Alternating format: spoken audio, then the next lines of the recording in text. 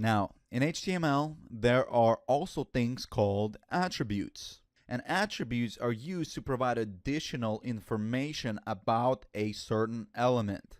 The attributes are also always specified in the start tag. So for example, we have our tag right here, right? Start tag, end tag, and here is an attribute. And actually, an attribute is what a lot of us are used to using to identify elements.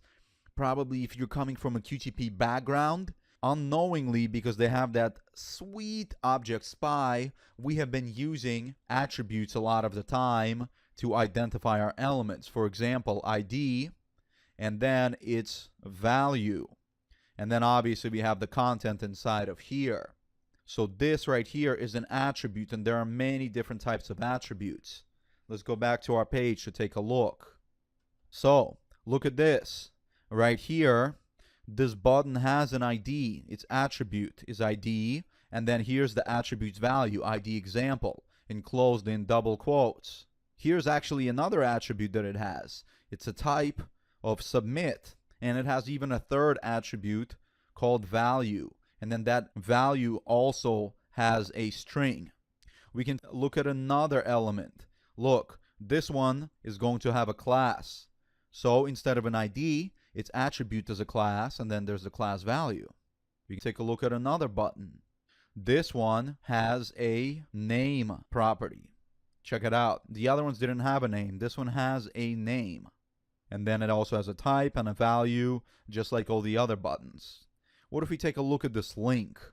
Look at it. The link, it has a tag of A, right? And then you guys will see over here, this is the closing tag. And then it has a href property, which tells us that it's a link. And then it has this value, which when we click on it, it's obviously going to take us to location, which was link success, which was exactly what was specified in the HTML. You guys see that? And then of course it has the text that fits into this tag. Again, take a look at some of these examples here.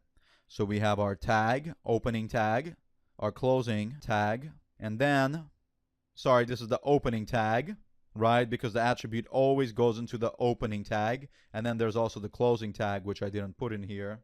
But then we have the attribute and this value. So for example, we can have an h1 tag, and that tag has a property value of ID, and then the ID has a value of ID value. We can have a div tag, and that has a name property, and its value is value. And we can even have an image tag, and then that has a source property, and that has a value. Now, what you guys may see here is that each of these tags and properties may have some meaning, and that's exactly correct, right? They're like keywords in a programming language, right? When you guys have been learning C# and learning all those keywords, like, for example, public, void, static, main, string, array, all of those are unique keywords, right, that have some meaning to C#. Well, in HTML, all of these things also have some meaning in HTML. So h1 is a header tag. h2 is another header tag, but it's a lower level header tag. img means that it's an image, and usually it comes with a source tag that has the location of the image. And inside of that, we can even have some text. So all of those have some meaning, which is not really too relevant for you guys because you guys are not going to be designing actual web pages. But what you just have to understand is what I described here, is that we have our tags. The tags have properties that have some values, and using the tags and values and combination of those, we can start identifying our elements.